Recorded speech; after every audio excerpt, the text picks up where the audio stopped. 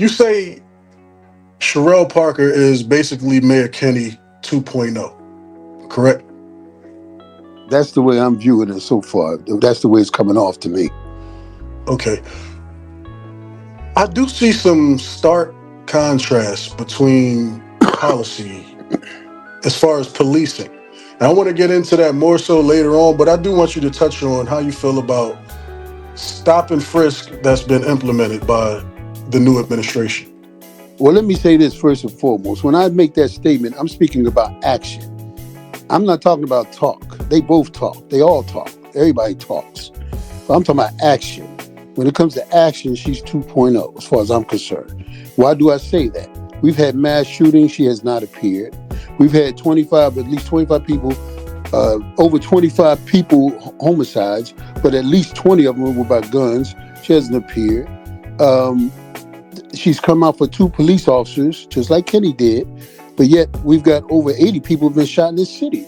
You don't hear alarm about that. You don't hear urgency about that. You don't hear anything about that. And my thing is that's the same way Kenny was, you know. And so I'm talking about action. Now, sure, they come through with the policy they're going to do, and we're going to do this and we're going to do that. They all give us these speeches. But when it comes to action, I'm not seeing any more action from her prior to her becoming mayor. I didn't see it with gun violence, and I don't see it now that she is mayor. Real quick, let's double back. You mentioned the mass shootings in Philly, which there is an uptick.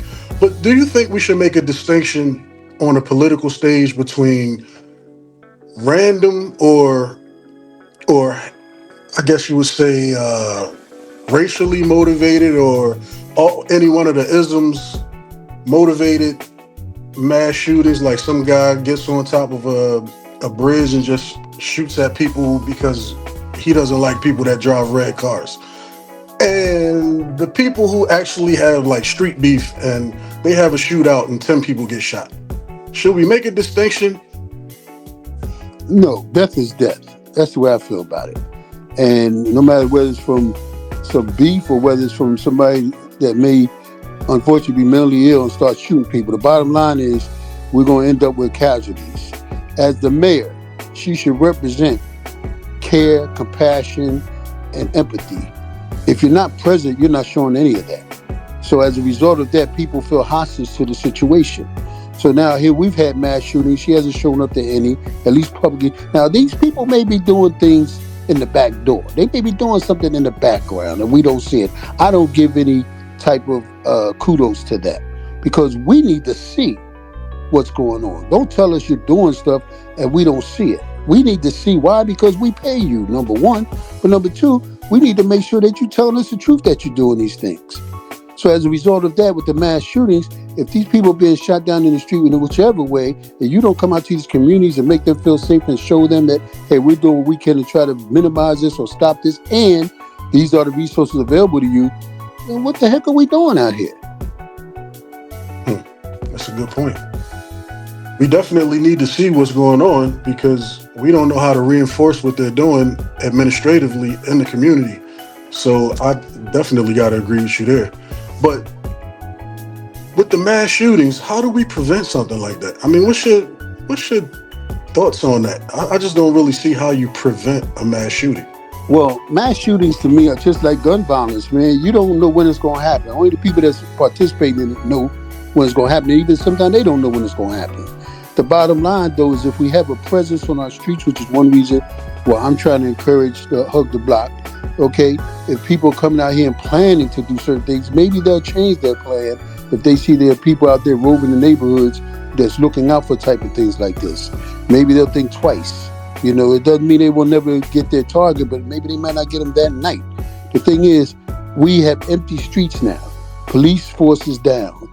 There are no real, to my understanding, there's maybe one group in Kansas, but other than that, there's nobody really out here on a consistent basis patrolling our communities with the eyes and ears of the community. So if there's not, then that means anybody can go by, rob, steal, carjack, whatever the case may be, and don't have to worry about it. Or, you know, unless they get caught by the camera, which a lot of times that doesn't seem to help either. The bottom line is we have got to have a presence on our communities, and we're not having that presence. And so that's the prevention part. Now, like you say, we don't know when somebody's going to do something, but at least if we have a presence on our streets, we might be able to deter some of this crime. We might be able to deter some of these homicides, rapes, carjackings, etc. Well, lately, from a lot of the with the recent developments with the two police officers that had the shooting, the one was shot, and the subject actually lost his life. He was shot by the police officer in response. Um, I've seen throughout media a lot of talk about the tactics employed by the police during what Cherelle Parker calls constitutional stop and frisk. Constitutional stop and frisk. Now, first, what are your thoughts on stop and frisk? Well, first of all, stop and frisk, as we think, I forgot the technical term for it, but it never stopped. It never stopped. The police have always been able to stop someone if they feel it's going to help to prevent a crime. They have the right to do that. And the frisk part is a part that got crazy. It was happening when I was growing up.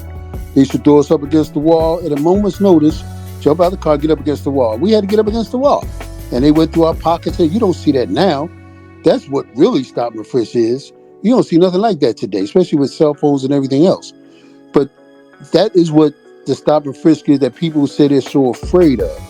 But as far as stop and frisk, as far as the young man, according to the police, okay, they said they knew that he was in the area, that he possibly had a weapon on him, and that's why they did what they did.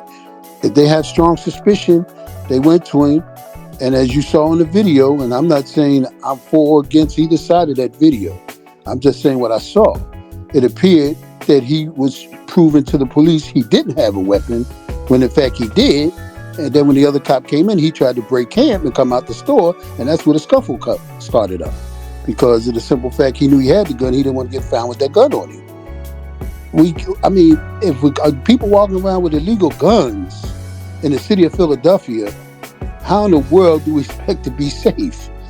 I mean, if you're unlicensed and you got a gun, you're against the law. I mean, I don't know what other way you can say it. And if it's bulging out of your pocket and the cops see it, I mean, what are they supposed to do? Act like they don't see it? I mean, that's the way I look at it. That's the way I look. And with the way homicides have been going in the last few years, that's why I was all for it. I still am for it. And I think that it can be done. I think that just like we saw that whole incident that happened in that store, somebody filmed it. Guess what? That's what's going to happen if somebody sees somebody being stopped and frisked. 9 out of 10, it's going to be caught on film, and we'll be able to play it back and charge the cops if they did something wrong or whatever the case may be. It's not like the old days where they stopped and frisked us and nobody could take a picture of it or show that what they're doing was wrong.